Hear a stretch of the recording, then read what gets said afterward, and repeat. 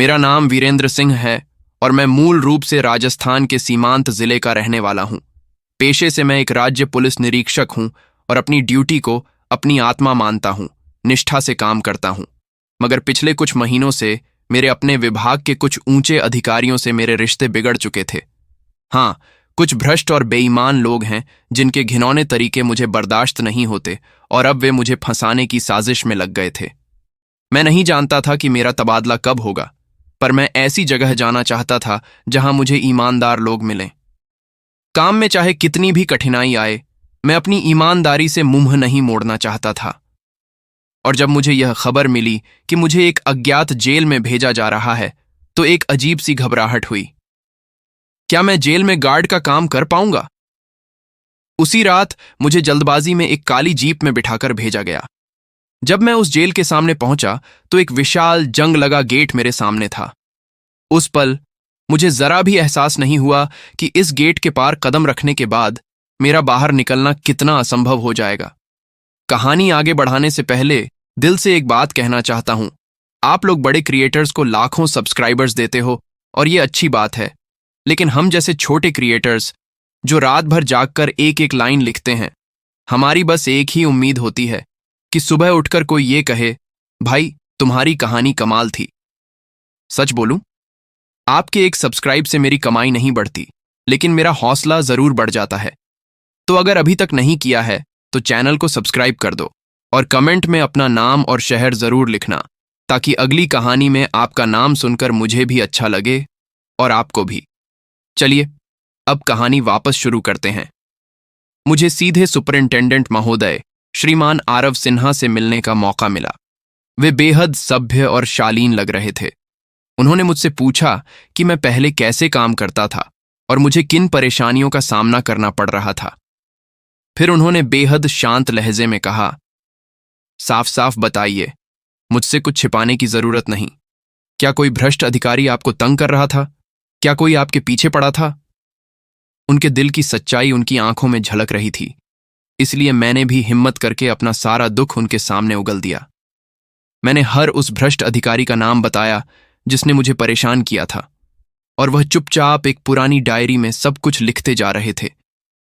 मेरे मन में एक उम्मीद जगी, काश ये कुछ ऐसा करें जिससे उन पर एक्शन हो और उन्हें भी बुरे दिन देखने पड़े।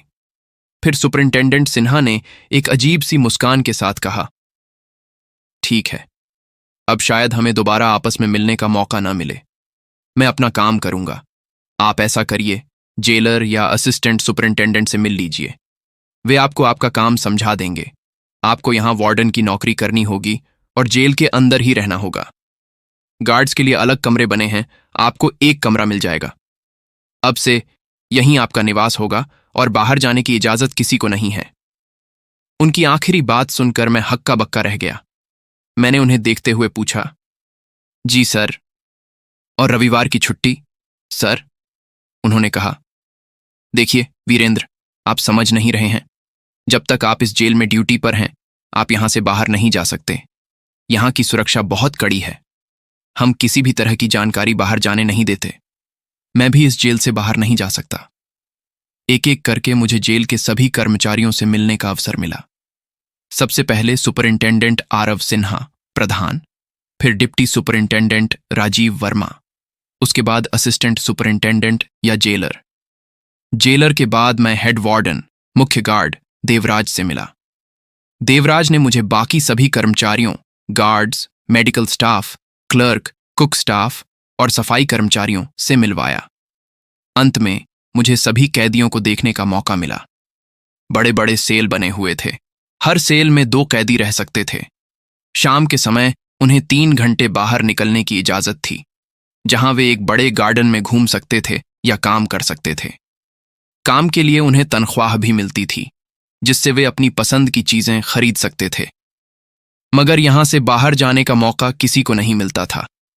हेड वार्डन देवराज ने मुझे कुछ कड़े नियम समझाए, जिनका पालन करना मेरे लिए अनिवार्य था। पहला नियम, ब्लॉक 13 में प्रवेश वर्जित। सबसे पहले याद रखो, ब्लॉक 13 में बिल्कुल नहीं जाना है। वह भंडारण का क्षेत्र है। वहां बहुत अहम दस्तावेज और पुरानी केस फाइलें पड़ी हैं। किसी भी वार्डन को वहां जाने की इजाजत नहीं है। वहां रखी फाइलों से छेड़छाड़ नहीं होनी चाहिए। जो अंदर जाएगा खुद भुगतेगा। दूसरा नियम, जेल से निकास असंभव। यह नियम तुम्हें पहले से पता है। जेल से बाहर कोई नहीं जा सकता, न कैदी, न स्टाफ, न ही एसपी साहब। हर किसी को यहीं रहना पड़ता है। भोजन और पानी बाहर से आता है। अगर कोई परेशानी हो तो मैं हूं, मुझे बताओ। तीसरा नियम, भूमिगत पाइपों का काला साया। यहां भूमिगत पाइपलाइन का जाल है, वेंटिलेशन के लिए, सीवर के लिए, और बहुत पुरानी तांबे और एल्यूमिनियम की पाइपें भी हैं। नीचे वाले सभी दरवाजे बंद रहने चाहिए। और सुनो वीरेंद्र, तुम नए हो इसलिए साफ साफ समझाता हूं। यहां एक खौफनाक किंवदंती है कि उन पाइपों में कोई शैतानी ताकत नहीं, बल्कि स्वयं शैतान रहता है। शैतान से मिलना तो नहीं चाहते ना? तो नीचे जाने की गलती मत करना। वैसे भी तुम्हारा काम ऊपर है। चौथा नियम, कैदियों के गिरोह और दूरी। यहां गिरोह, गैंग्स बने हुए हैं, जैसा हर जेल में होता है। किसी एक गिरोह के साथ ज्यादा मेल जोल मत रखना, वरना दूसरा गिरोह समझेगा कि तुमने उनके साथ हाथ मिला लिया है। और तुम जानते हो, जब किसी कैदी को लगता है कि कोई गार्ड उसका दुश्मन बन गया है, तो वे उसके खिलाफ षड्यंत्र रच सकते हैं। वार्डन हमेशा संख्या में कम होते हैं। दूरी बनाकर रखना। पांचवां नियम, ब्लॉक 10 की खामोशी। यहां ब्लॉक 10 भी है। इसमें सबसे खतरनाक कैदी बंद हैं, सीरियल किलर, 10-10 लोगों के हत्यारे और आंखें निकालने वाले दरिंदे। वे अंधेरी काल कोठरियों में कैद किए जाते हैं। वहां तुम्हें जाने की इजाजत है, पर किसी से बात मत करना। वे बहुत चतुर हैं, तुम्हें बातों में फंसा सकते हैं और तुम्हारा इस्तेमाल करके भागने की कोशिश कर सकते हैं। और दरवाजे के करीब मत जाना। छोटी सलाखें लगी हैं जिससे हाथ निकल सकता है। कोई तुम्हें पकड़ न ले, समझे? हेड वार्डन ने मुझे सारे नियम समझा दिए और मैं चुपचाप सुनता रहा। अब यह काम मुझे बेहद अजीब लगने लगा। मैं तो ईमानदारी के साथ काम करने आया था, पर यह जगह तो एक रहस्यमय कैद खाना लग रही थी। पहले दिन मैंने चक्कर लगाए। रात के समय भी उठकर घूमना पड़ता था। अपनी ड्यूटी खत्म करके मैं कमरे में आया। मैं चाहता था कि कोई बात करने वाला मिल जाए, पर यहां गार्ड्स के भी अलग अलग गुट थे और मैं किसी में शामिल नहीं था।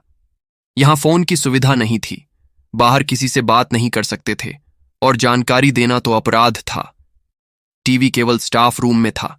मेरे कमरे में कोई सुविधा नहीं थी। एक पल के लिए मुझे लगा मैं भी तो एक कैदी ही हूं, जेल के बाहर जा नहीं सकता। पूरा दिन ड्यूटी, रात को भी उठना, फिर वापस कमरे में सोना, खाना और फिर काम। बिल्कुल कैदियों जैसा जीवन, बस कुछ थोड़ी सी आजादी थी। 2-3 दिनों बाद काम में मन लगने लगा, पर मैं सोचता रहा, मैं एक मशीन बन गया हूं।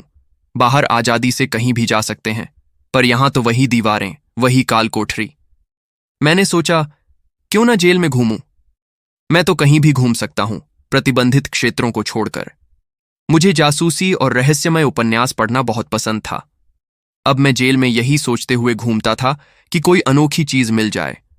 और हां, उन नीचे वाली पाइपों के बारे में, शैतान रहता है। क्या खूब! हर जेल में एक खतरनाक जगह होती है, पर यहां तो शैतान की कहानी। मैं डरने वाला तो नहीं था, पर उन सीवर पाइपों में जाना भी नहीं चाहता था। एक दिन मैं घूमते घूमते ब्लॉक 13 के पास गया। लोहे का दरवाजा था, पर कोई ताला नहीं लगा था। सीक्रेट फाइलें और भंडारण, शायद एसपी या डीएसपी साहब जाते होंगे। उस दरवाजे के ऊपर मोटे शीशे लगे थे, जिससे अंदर देखा जा सकता था। मेरे मन ने कहा, एक बार झांक कर देखता हूं, जेल का प्रतिबंधित इलाका आखिर क्या हो सकता है। जैसे ही मैंने अंदर झांका, एक अजीब सी आवाज आई, खर्चच। कोई भारी लोहे की चीज थी, जिसे लगभग 3 सेकंड तक जमीन पर घसीटा गया था और उसके बाद पूरी तरह से शांत थी। मैंने चारों ओर देखा, कोई नहीं था। मैं अंदर नहीं जा सकता था, सख्त मनाही थी। मुझे सिर्फ यह शिकायत लगानी थी कि कोई अंदर जाता हुआ नजर आए, पर अंदर कोई है या नहीं, इसका पता कैसे लगाऊं? मुझे लगा किसी और गार्ड से बात करूं। यह ब्लॉक 13 इतनी बड़ी जगह थी कि इसमें 100 से ज्यादा कैदियों को रखा जा सकता था। इसे सिर्फ तो कुछ सामान रखने के लिए खाली क्यों छोड़ा गया है? उसी रात लगभग 11 बजे मेरी ड्यूटी खत्म हो चुकी थी, पर मुझे नींद नहीं आ रही थी। मैंने सोचा कि नाइट ड्यूटी कर रहे गार्ड प्रताप से बात करूं। मैं उसके पास गया। यार, सिगरेट लेगा? मेरे पास एक्स्ट्रा है। हाँ भाई, दे दे। मैंने उसे सिगरेट दी और बातों में उलझाया। यहां काम करने में परेशानी तो नहीं होती? कितने समय से हो यहां? 1 साल हो गया, यहीं हूं। परेशानी तो होती है, यहां से बाहर जा ही नहीं सकते। बताया गया है कि कोई यहां लंबे समय तक काम नहीं करता। मैंने पूछा, यार, ये ब्लॉक 13 का क्या चक्कर है? इतनी बड़ी जगह क्यों नहीं इस्तेमाल होती? हाँ यार, शुरू शुरू में मैं भी सोचा करता था, वह इतना बड़ा ब्लॉक है, वहां 100 से ज्यादा कैदी रखे जा सकते हैं या जिम बना दिया जाए, पर नहीं, उसे बंद रखा है। मैंने कहा, किसी ने वहां जाकर देखा है अंदर क्या है? उसने मेरी तरफ खौफ से देखा। पागल हो, तुम्हें नहीं पता ब्लॉक 13 के बारे में? वहां जाने की गलती मत करना। कहते हैं जो वहां चला जाता है और पकड़ा जाता है उसे काम से निकाल दिया जाता है, और इल्जाम लगने के बाद उन्हें जेल से बाहर जाने का मौका नहीं मिलता, सीधे कैदी बन जाते हैं। कोर्ट ऑर्डर बाहर से मंगवाए जाते हैं और गार्ड से सीधा कैदी। ये कोई साधारण जेल नहीं है। फिर मैंने उसे बताया कि मैं बाहर खड़ा था और अंदर कोई था, कुछ घसीट रहा था।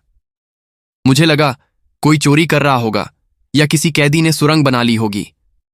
प्रताप ने दबी आवाज में कहा। मैंने चीफ गार्ड से बात की थी।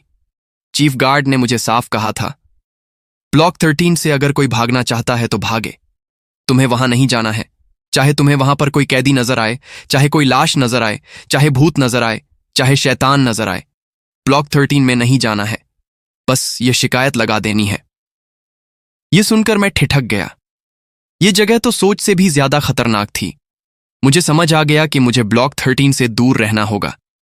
बीच बीच में मैं फिर भी ब्लॉक 13 के दरवाजे के पास जाता और मुझे हर बार अंदर से कुछ न कुछ आवाजें सुनाई देती।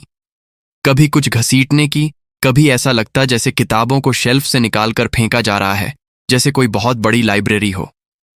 मैंने इसके बारे में 3 बार चीफ गार्ड को बताया। उन्होंने हर बार कहा, बहुत अच्छे, तुम ईमानदारी से काम करते हो। चौथी बार मैंने पूछा, सर, आपने उसका किया क्या? मैं इतनी बार शिकायत लगा चुका हूं, आपको वहां जाकर देखना चाहिए। चीफ गार्ड ने डर से कहा, पागल हो, वहां कोई नहीं जा सकता। मुझे भी इजाजत नहीं है, डीएसपी सर को भी इजाजत नहीं है। सिर्फ जो चीफ सुपरिंटेंडेंट है, सिर्फ वहीं जा सकते हैं, और वह भी वहां नहीं जाते। तुम शिकायत लगा चुके हो, मैं इसे डीएसपी सर को बता दूंगा। इससे ज्यादा मैं कुछ नहीं कर सकता। मुझे महसूस हुआ कि उनके हाथ भी बंधे हुए हैं। समय बीतता गया। 20 दिनों बाद मैं अब असहजता महसूस करने लगा था। मैं बोर हो जाता, अकेले घूमने में उकताहट होती और मन करता कि किसी से बात की जाए। नियम था कि कैदियों के गिरोहों से दूरी बनाए रखनी है, पर मैंने सोचा कि ऐसे घूमते घूमते उनसे कुछ बातें कर लिया करूंगा। जेल में सभी मुजरिम नहीं होते, कुछ बेकसूर भी होते हैं जो सबूतों के अभाव में फंस जाते हैं। जब भी मैं उनके सेल के पास से गुजरता या गिनती का काम करता तो मैं उनके सेल के पास जाकर नाम पुकारता और मजाक करता, ओ भाई चंदन, जिंदा है, लाश तो नहीं बन गया, मर गया, उठ। वो हंसते हुए उठते, और अब वे सब मुझे पसंद करने लगे थे कि सर काफी मजाक करते हैं, बाकी तो सभी सख्त हैं। मैंने उन्हें साफ कर दिया था, देखो, मेरे साथ कोई बदतमीजी करोगे तो मैं भी शिकायत लगाऊंगा। वैसे मैं बेवजह तुम्हें तंग नहीं करना चाहता। मैं एक गार्ड हूं, मेरी ड्यूटी है ये पक्का करना कि तुम सब यहां हो। मैं भी मजबूर हूं। धीरे धीरे कुछ कैदी, विशेष रूप से अमीर लोग जो किसी जुर्म या कॉरपोरेट साजिश के कारण यहां थे, मेरे दोस्त बन चुके थे। उनकी बड़ी चलती थी और वे कई गिरोहों को ऑपरेट करते थे। मैं पूछता, यहां कैसे पहुंच गए? आप तो काफी पैसे वाले हैं। उन्होंने कहा, पता नहीं, पुलिस वाले बड़े तेज हैं, रातों रात उठा लिया। हम सोच रहे थे भाग जाएंगे, पर जल्दी जल्दी काम खत्म किया और सीधे जेल में। अब क्या किया जा सकता है? लगभग 25 दिनों बाद मुझे लगा कि मुझे ब्लॉक 10 भी देखना चाहिए। आखिर वो खतरनाक कैदी कैसे होते हैं। मैंने चीफ गार्ड से बात की। उन्होंने इजाजत दे दी, पर चेतावनी दी, नियम तो पता है ना, किसी भी दरवाजे के करीब मत जाना। कुछ गड़बड़ दिखे तो सीधे आकर मुझे बताना। वो दोपहर का वक्त था, पर जेल के इस हिस्से में पूरी तरह से अंधेरा था। कम लाइटें थीं, तभी इसे काल कोठरी कहा जाता था। छोटे छोटे कमरे थे। जैसे ही मैं बीच से निकल रहा था, मुझे बुड़बुड़ाने की आवाज सुनाई दी। पहले सेल के अंदर से मैं झांक कर देखना चाहता था कि सीरियल किलर कैसा दिखता है। वह खुद से बातें कर रहा था। भगवान मुझे माफ कर देना, मुझसे गलती हो गई, मैं बहक गया था, मैं खुद को रोकना चाहता था, माफ कर देना। वह माफी मांग रहा था। मुझे लगा शायद गुस्सा इंसान को कुछ भी करवा देता है, पर बाद में पश्चाताप तो होता ही है। जैसे ही मैं कुछ सेल आगे निकला, एक कैदी सलाखों से मुंह चिपकाकर टकटकी लगाकर मेरी तरफ देख रहा था। उसने कहा, तुम नए लगते हो, यहां गार्ड के रूप में काम कर रहे हो। मुझे घबराता हुआ देख उसने कहा, डरो मत, मुझसे थोड़ी दूरी बनाकर रखो। यहां नियम है कि तुम सेल के करीब मत आना। हम पर भरोसा नहीं किया जा सकता। हमने जिंदगी में ऐसा कुछ किया है कि हमसे कोई भरोसे की उम्मीद नहीं करता। उसने फिर कहा, लेकिन फिर भी मैंने तुम्हारी तरफ देखा तो तुम काफी मासूम लगे। तुम यहां क्या कर रहे हो? मैंने कोई जवाब नहीं दिया और जल्दी से वहां से निकलना चाहता था। डर इसलिए नहीं लग रहा था कि वह खतरनाक है। डर इसलिए लग रहा था क्योंकि वह बड़ी मासूमियत से बात कर रहा था, और जब आपको पता हो कि कोई खतरनाक है लेकिन मासूम बनने का ढोंग कर रहा है तो वह ज्यादा खतरनाक होता है। अगले 2 दिनों तक मैं वहां से गुजरता रहा, पर किसी भी कैदी को चिल्लाते हुए या दीवार पर सर मारते हुए नहीं सुना। वे तो मुझसे बड़े प्यार से बात करते। जैसे ही मैं वहां से गुजरता, हर कोई कहता, अरे गार्ड सर, आपसे मिलकर अच्छा लगा सर, गुड नाइट सर। धीरे धीरे मेरा डर कम होने लगा था, क्योंकि कुछ कैदी कहते, सर बस 5 मिनट के लिए। सर, क्या चल रहा है बाहर? कौन सी टीम जीत रही है? वह मुझसे बाहर की जानकारी चाहते थे, क्योंकि उनकी काल कोठरी पूरी तरह से अंधेरे में डूबी थी। मैं वहां से गुजरते वक्त उन्हें क्रिकेट के स्कोर या खबरें बताया करता। सबसे पीछे वाले सेल में एक सीरियल किलर था। उसने 13 लड़कियों को मारा था। मैंने हिम्मत करके उससे बात करने की कोशिश की। तुमने आखिर ऐसा क्यों किया? अंदर ऐसी दरिंदगी कैसे भर गई थी? वह कहने लगा, पता नहीं सर, उस समय मानसिक स्थिति ऐसी होती है कि आप पागल होते हैं। मुझे अब महसूस हो रहा है, कभी कभी हमारा दिमाग जैसे सन्न होने लगता है, तब भावनाएं नहीं रहती। उसने अपनी आप बीती सुनाई। अगर हम किसी को मारें तो खून देखने के बाद हमें बौखलाहट होती है, पर उस समय दिमाग सन्न होता था, महसूस ही नहीं होता था, बल्कि उल्टा थोड़ा अच्छा लगा करता था मुझे। जब मैं खून देखता था, किसी का गला काटता था, तो मुझे अच्छा लगता था। अब महसूस होता है कि मैं कैसा दरिंदा बन गया था, और अब मैं खुद को सजा देता हूं। देखिए, मैंने पूरे शरीर पर अपनी चमड़ी को काटा हुआ है। मुझे लगता है हर रोज मैं खुद को दर्द दूंगा तो वो जो मैंने बुरे काम किए हैं उसका पश्चाताप शायद 1% ऐसे मैं कर सकता हूं। उनकी बातें सुनकर मुझे लगा कि काल कोठरी ने उन्हें बदल दिया है। यह तो बात रही ब्लॉक 10 की। अब मैं सबसे पीछे वाले हिस्से में भी जाता, वह बड़ा ग्राउंड जहां कैदियों को घूमने की आजादी दी जाती थी। उसके पीछे वाले हिस्से में पुराने बेंच और कबाड़ पड़ा था, और वहीं से पाइपों की प्रवेश द्वार थी, सीवर पाइप्स। पहली बार किसी जेल में मैंने 3 लाइनर सीवर पाइप्स देखी। सबसे ऊपर प्लास्टिक की पाइप्स, काफी बड़ी, जिनसे कोई अंदर घुस सकता है। बीच में बड़ी बड़ी एल्यूमिनियम और पत्थर की पाइप्स। सबसे नीचे छोटी और बड़ी तांबे की पाइप्स, जिसके नीचे पत्थर की सुरंगें भी थीं। माना जाता है कि किसी समय नीचे कोई प्राचीन किला या तहखाना हुआ करता था। वहां जाकर मुझे फिर से वही बात याद आई, पाइपों में शैतान रहता है। गलती से भी वहां नहीं जाना है। शैतान जिसे अपने आगोश में ले लेता है, उसके साथ क्या करता है कोई नहीं जानता। हर कोई बाइबल या अन्य धर्मों के शैतान की मिसालें दिया करता था। 45 दिन काम करने के बाद मैं खुद को मजबूर महसूस करने लगा था। मैं अब कैदियों के पास ज्यादा वक्त बिताता और उनसे बात करता। जब दूसरे गार्ड आते तो मुझे टोकते, किसी एक के पास ज्यादा समय क्यों बिता रहे हो? कोई गलत काम तो नहीं कर रहे? कुछ इन्हें दे तो नहीं रहे? मैं कहता, नहीं, मैं बोर हो रहा था। मुझे यह आदमी अच्छा लगता है।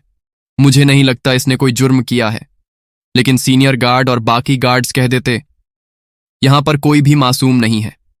अगर कोई यहां पर कैदी है तो उसने जुर्म किया है।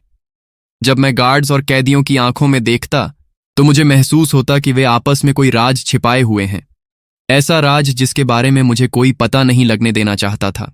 अब मैं नए कैदियों से दोस्ती करने लगा था। मैं खुद को यहां कैदी महसूस कर रहा था। मैंने तबादले, ट्रांसफर के लिए अर्जी दी, पर मुझे नहीं पता उसका क्या हुआ। मैंने छुट्टी चाही, पर बताया गया, आप यहां से बाहर नहीं निकल सकते। मैं ऊब चुका था। मुझे लगने लगा था, ऐसे काम का क्या फायदा। मैं एक पुलिस वाला बनना चाहता था, पर मैं एक जेल में कैदी बन चुका था। एक दिन मैंने इस्तीफा, रिजाइन देने की कोशिश की, ताकि 4 महीने बाद किसी अलग जगह ज्वाइन कर सकूं। जब मैंने रेजिग्नेशन लेटर डीएसपी साहब राजीव वर्मा के सामने रखा, तो जेलर भी साथ में खड़े कह रहे थे, सर, यह जाने की कोशिश कर रहा है, अब क्या करना चाहिए? डीएसपी साहब ने काफी देर तक जेलर को घूरा। उसके बाद जेलर मुझे एक खाली कमरे में बताने लगा, देखो, यहां के नियम कुछ ऐसे हैं, यहां की खुफिया जानकारी बाहर नहीं जानी चाहिए, इसीलिए तुम खुद इस्तीफा नहीं दे सकते। जेलर ने आंखों में घूर कर कहा, अगर तुमने ऐसी कोई कोशिश की तो डीएसपी साहब बड़े सख्त हैं। वह किसी न किसी बहाने से तुम्हें यहां रोकने की कोशिश करेंगे। समझने की कोशिश करो, तुम सेल के बाहर रहना चाहते हो या अंदर? सर, कहना क्या चाहते हो? बाहर अंदर क्या? मैं गार्ड हूं, मैंने कोई जुर्म थोड़ी ना किया है। अंदर क्यों रहूंगा मैं सेल के? तब उसने एक सर्दी भरी आवाज में कहा, यहां नियम है, वह नियम तोड़े नहीं जा सकते। जब तक इजाजत न मिले यहां से बाहर जाने का मौका नहीं मिलता। तुम जबरदस्ती करोगे तो तुम पर कोई न कोई इल्जाम लगाया जाएगा, और सर की पहुंच बहुत ज्यादा है। वह सीधे कोर्ट ऑर्डर्स मंगवा लेते हैं और तुम्हें यहीं जेल में डाल दिया जाएगा। उनसे बहस मत करना। जेलर ने यह कहा था और मैं उस दिन प्रसन्न हो गया। पहली बार मुझे महसूस हुआ कि मैं कोई गार्ड नहीं हूं, मैं भी एक कैदी हूं। इस जेल से कोई बाहर नहीं जा सकता, मैं भी नहीं जा सकता। अगले 20 दिनों में मेरा दम घुटने लगा, हर रोज काम और फिर अपने कमरे में बंद। मैं अब ब्लॉक 13 के दरवाजे के पास ज्यादा वक्त बिताता था, अंदर से आ रही आवाजों को सुनता। मुझे लगता कि शायद कैदी इस तरफ से भागने की कोशिश कर रहे हैं, क्योंकि इस ब्लॉक के पीछे वाली दीवार जेल की सबसे कम ऊंचाई की दीवार थी। एक गार्ड ने यह नोटिस कर लिया और चीफ गार्ड को बता दिया। चीफ गार्ड ने मुझे डांटा। गुस्से में मैंने उस गार्ड को मुक्का मार दिया जिसने मेरी शिकायत की थी। बाकी गार्ड्स भी अब मुझसे बात नहीं करना चाहते थे और चीफ गार्ड ने मेरी ड्यूटी सख्त कर दी। अब मैंने सोचा कि इस जेल से मुझे बाहर निकलना है। मेरे दुश्मन बढ़ रहे थे, पुलिस वाले मेरे दुश्मन बन रहे थे, तो मैं दोस्ती किससे करूं? कैदियों से। चारों गिरोह मेरी काफी इज्जत करते थे। मैंने उन्हें साफ कर दिया था कि मैं किसी गिरोह को ज्वाइन नहीं कर रहा, पर वे मेरी इज्जत करते। धीरे धीरे मुझे महसूस होने लगा कि कुछ कैदी ऐसे हैं जो मुझे अपने सेल के अंदर घुसने नहीं देते। वे हमेशा एक तार पर चादर लटकाए रहते और कहते, हमने इसे धोया है। मुझे शक हुआ। उस रात मैंने चुपके से उस सेल को खोला, चादर को एक तरफ खींचा। वहां सिर्फ एक कैदी था। मैंने उस कैदी को पकड़ा। देखो, मैं तुम्हारा दोस्त हूं, दुश्मन नहीं। मुझसे छिपाओगे तो सबको पता लगेगा। मैं बस यह जानना चाहता हूं, वह कहां पर है? मैं तुम्हें बचा सकता हूं। उस कैदी ने बताया कि वह भागने की कोशिश कर रहा है। मैंने जल्दी से उसे बुलाया। दूसरा कैदी वहां पर एक छोटी दीवार में सुरंग बना चुका था और उसके जरिए बाहर निकला करता था, जांचने के लिए कि यहां से भागने का रास्ता क्या है। मैंने उन्हें कहा, मैं भी इसमें शामिल होना चाहता हूं, क्या तुम यहां से बाहर निकलने का रास्ता जानते हो? वे 2 कैदी मेरी तरफ घूर रहे थे। फिर उन्होंने कहा, नहीं, हम बाहर तो निकल नहीं पाए, लेकिन यहां से बाहर निकलकर जहां तक गार्ड्स जा सकते हैं, हम वहां जाते हैं, रास्ता ढूंढते हैं। उन्होंने कहा कि उन्हें ब्लॉक 13, ब्लॉक 10 और अंडरग्राउंड पाइप्स पर शक है, पर उनकी एक्सेस उन्हें नहीं मिल सकती। मैंने कहा, अगर मैं मदद करूं, मैं तो हर जगह को एक्सेस कर सकता हूं। कैदी हैरान थे। 4 कैदी शाम के वक्त जिम के पास खड़े मुझसे बातें कर रहे थे। मैंने एक को पीट कर दिखावा किया। असल में मैं उससे जानना चाहता था कि उनकी सुरंग कहां तक जाती है और पूरे इलाके का ब्लूप्रिंट कहां है। उसने कहा, ब्लूप्रिंट का आधा हिस्सा हमारे पास है, बाकी का ब्लूप्रिंट यहां की लाइब्रेरी में मिल सकता है। मैंने वह ब्लूप्रिंट लाइब्रेरी से निकाला, एक कॉपी उन्हें दी, खुद भी रखी, और यह भी एक पहेली, पजल के रूप में, ताकि कोई पकड़े तो समझ न पाए। प्लानिंग चल रही थी यहां से बाहर निकलने की। ब्लॉक 13 वाला प्लान अभी कैंसिल नहीं हुआ था। मैं वहां गया ये देखने के लिए कि आखिर वहां पर क्या है। सबसे पीछे वाली दीवार के करीब पहुंचने वाला था और वहां पर मैंने एक काला साया देखा। वह कोई इंसान नहीं था, वह कोई जीव नहीं था, वह एक साया था काले रंग का, जैसे धुआं हो। एक सर, काला शरीर, बाजू, टांगें नजर नहीं आईं, जैसे उड़ता हुआ कपड़ा हो। लेकिन उसकी आंखें लाल थीं। उन लाल आंखों से रोशनी निकलती थी, बिल्कुल टॉर्च की तरह, जिससे यह साफ था कि वह किस तरफ देखता है।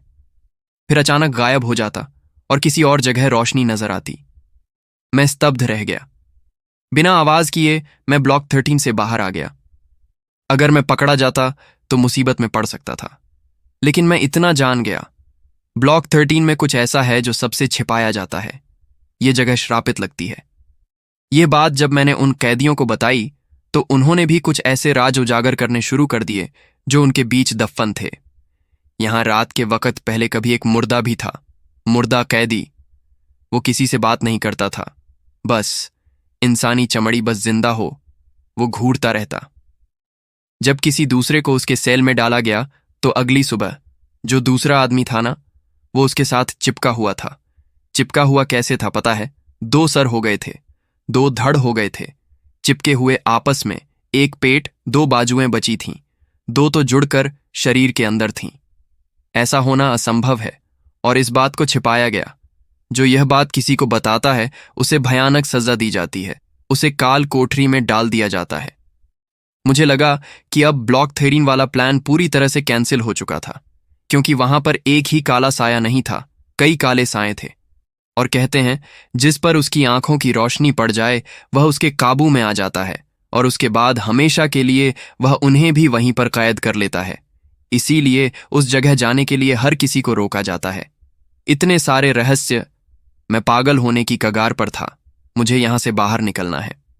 मैंने उन कैदियों को कहा, कोई तो रास्ता होगा, अब तो ब्लूप्रिंट्स भी मैंने तुम्हें दे दिए हैं। उन्होंने निष्कर्ष निकाला कि ब्लॉक 10 में कुछ कैदी हैं जो बहुत पुराने हैं।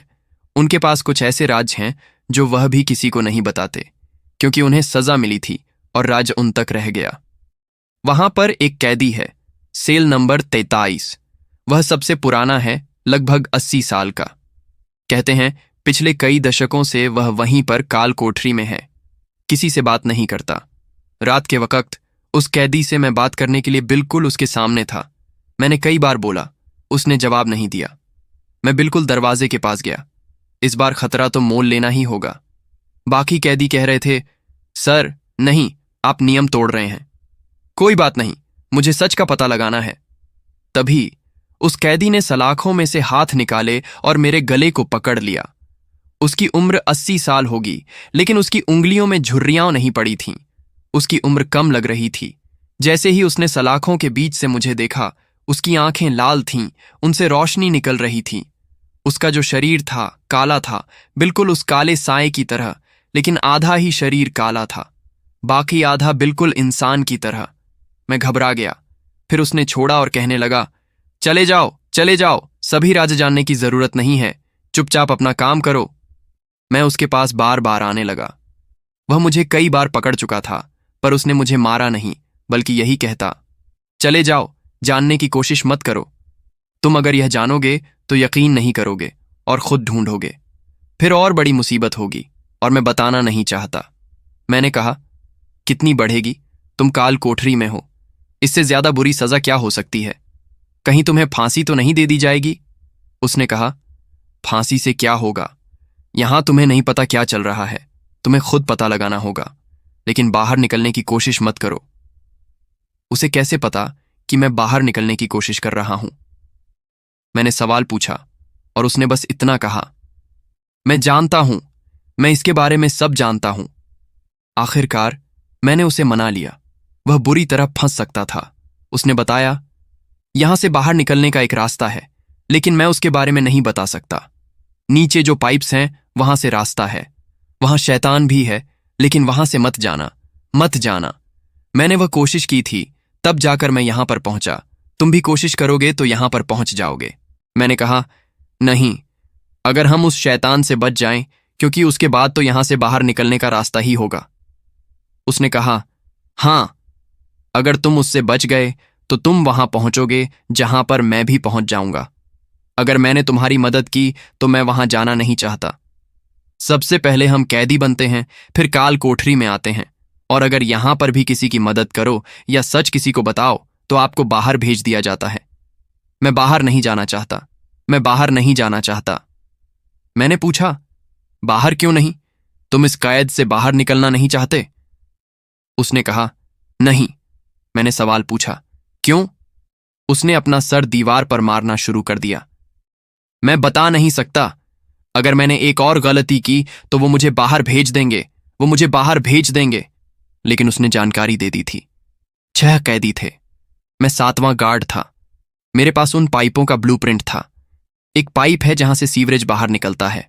वह खुली जगह है और वहां से बड़ी आसानी से भागा जा सकता है। लेकिन जिस शैतान की बात सब करते हैं, उसका क्या करेंगे? कैदियों ने कहा, गार्ड की बंदूकें चुरानी होंगी। गार्ड के पास ऐसी कुछ बंदूकें हैं जिससे आग निकलती है, और आग से कोई भी काला साया या ऐसा दैत्य बच नहीं सकता। हम आग फेंकेंगे और आग की दीवार बनाकर अगर वह सामने आया, उसे खदेड़ सकते हैं। चाहे वह शैतान हो या शैतानी ताकत, आग का मुकाबला नहीं कर पाएगा। हमने पूरा प्लान बनाया और रात के 12 बजे उस प्लान को एग्जीक्यूट करने की बारी थी। 12 बजे मेरी ड्यूटी थी। 6 कैदी मेरे पीछे पीछे जहां पर उन पाइप्स की ओपनिंग थी वहां पहुंचे। दरवाजा मैंने खोल दिया। पाइप्स के जरिए ब्लूप्रिंट्स के सहारे हमें नीचे की तरफ जाना था, बहुत ज्यादा नीचे। 3 लेयर में जाना था। पहले वाली प्लास्टिक की पाइप, दूसरे वाली एल्यूमिनियम की पाइप, तीसरे वाली तांबे और पत्थर वाली पाइप, जिसके नीचे थी पुरानी सुरंगें। सुरंगों तक हम पहुंच गए और हमें कोई शैतान नहीं मिला। हम खुद हैरान थे। यहां पर तो शैतान की कहानियां सुनाई जाती हैं। तब हमें लगा, ये शैतान की कहानियां इसलिए सुनाई जाती हैं ताकि कोई गार्ड या कैदी यहां तक ना आए। 2 घंटे में हम यहां तक पहुंच चुके थे। अब आजादी चाहिए थी। हम उस सुरंग के बिल्कुल अंत में पहुंचे। सामने रोशनी नजर आने लगी और हम सब एक दूसरे को गले लगाने लगे थे। आखिरकार हम निकल गए। हमें लगा था ये रोशनी बाहर सड़क की स्ट्रीट लाइट की होगी। चरम मोड़, नरक के द्वार पर, the climax twist at the gates of hell. लेकिन जैसे जैसे उस रोशनी के करीब जाते गए, हमें तपिश महसूस होने लगी। ऐसा लग रहा था जैसे बाहर आग लगी हो। पहले पहले हम घबराए, फिर सोच में पड़े, यह इतना बड़ा संयोग है क्या कि जब हम बाहर निकलने ही वाले हैं, यहां आग लगी है। वहां से जब हमने बाहर झांका, वह एक बड़ा गोल दरवाजा था। जैसे ही हमने वहां पर पैर रखा, वह दरवाजा खुला और बहुत ज्यादा तपिश महसूस होने लगी। तब हमने देखा, बाहर मिट्टी को आग लगी हुई थी, पेड़ों को आग लगी हुई थी, घरों को आग लगी हुई थी, आसमान से आग बरस रही थी और ऐसा लग रहा जैसे आग की बारिश हो रही हो। हम सबके चेहरे उतर गए और तब एक विशाल मुंह नजर आया। उस छेद के अंदर वो मुंह झांक रहा था। उसकी आंख 20 से 30 फुट की होगी। उसने बड़ा मुंह खोलकर कहा, आओ, स्वागत है तुम्हारा नर्क में। हम चीखे, हम रोए, फिर हम भागे पीछे की तरफ। ये क्या, इससे कैसे बचेंगे? शैतान तो खुद आग में है, आग का बना हुआ। इसे आग से कैसे रोकेंगे? और बाहर आजादी नहीं है, बाहर नर्क है। उन सुरंगों से हम वापस भागना चाहते थे, लेकिन चारों तरफ आग ही आग थी। किसी तरह से हम सब एक ऐसी जगह पर पहुंचे जहां थोड़ी शांति महसूस हुई। यह एक कमरा था जहां हम छिपना चाहते थे। वहां हो गया घुप अंधेरा और फिर किसी ने भी जवाब नहीं दिया। पूरी तरह से शांति। सामने से हल्की सी रोशनी नजर आई। मैंने कहा, कहाँ हो तुम? क्या हुआ तुम्हारे साथ? वो सामने सलाखें लगी थीं, दरवाजे की सलाखें। उन सलाखों को मैंने छूकर देखा। फिर महसूस हुआ मैं काल कोठरी में था। और तब आपस में बातें कर रहे बाकी कैदी, वही कैदी जो काल कोठरी में कैद थे, कह रहे थे, चले गए, तुम भी उसी जगह, अब तुम्हें भी काल कोठरी में रहना होगा। मैंने कहा, ये कैसे हो सकता है? मैं तो उन सुरंगों में था। चल क्या रहा है ये? कैसे दरिंदे हैं जो सबको कैद करके रखते हैं? तब वह आखिरी सेल वाला कैदी, जिसे सब 80 साल का मानते थे, उसने बताया, कैदी तो बनना ही पड़ेगा। हमारी सजा यही है। हम नरक और स्वर्ग के बिल्कुल बीच में हैं। यहां सब लोग वो हैं जिन्होंने अच्छे काम भी किए हैं, बुरे भी किए हैं। इसीलिए वो न स्वर्ग में गए न नरक में गए, अधर्म में। और यह अच्छा है। नरक बहुत भयानक है, जिसे तुम छू कर आए हो। वह शैतान उस नरक के दरवाजे पर खड़ा इंतजार करता है। यहां पर सभी मरे हुए हैं, मरने के बाद यहां आते हैं सब। तुम भी, और तुम्हें पता ही नहीं चला कब तुम मरे और किस तरह से यहां पर आ गए। ये वो यादें थीं जो तुम्हारे दिमाग में डाली गईं ताकि तुम इस पर यकीन करते, लेकिन तुमने भी वही किया जो बाकी करते हैं, जो अधूरा ज्ञान रखते हैं। तुम पहले एक पुलिस वाले बने, फिर कैदी और सीधे काल कोठरी में। और अब यहां पर भी कुछ गलत करोगे तो इसके बाद जो तुम्हारे पाप होंगे वो बढ़ जाएंगे और फिर तुम्हें नरक में भेजा जाएगा। कोई भी यहां पर नरक में जाना नहीं चाहता। न तो तुम जलोगे न तुम मरोगे। महसूस करोगे उस तपिश को, वह गर्मी, वह सज्जा जो वहां पर मिलती है। यहां तो बस कैद मिलती है, दर्द तो वहां मिलता है। मैं दीवारों पर सर मारने लगा। चोट पहुंचाना चाहता था खुद को, लेकिन अब महसूस हुआ दर्द तो होता है लेकिन चोट नहीं लगती, जख्म नहीं होता। मैं जिंदा नहीं हूं, मैं मुर्दा हूं, और अब यह जगह मुझे अपनी सी लगती है। यह पश्चाताप है, जिंदगी की वह गलतियां जब मैं किसी को बचा सकता था, लेकिन मैं डरपोक, मैंने बचाया नहीं। अगर किसी को दर्द देना, उसका बुरा करना हमें नरक तक पहुंचाता है, तो अपनी आंखों के सामने बुरा होते हुए देखना और उसे न रोकने में भी हमें पाप की सजा मिलती है, और अब मैं वही सजा भुगतूंगा।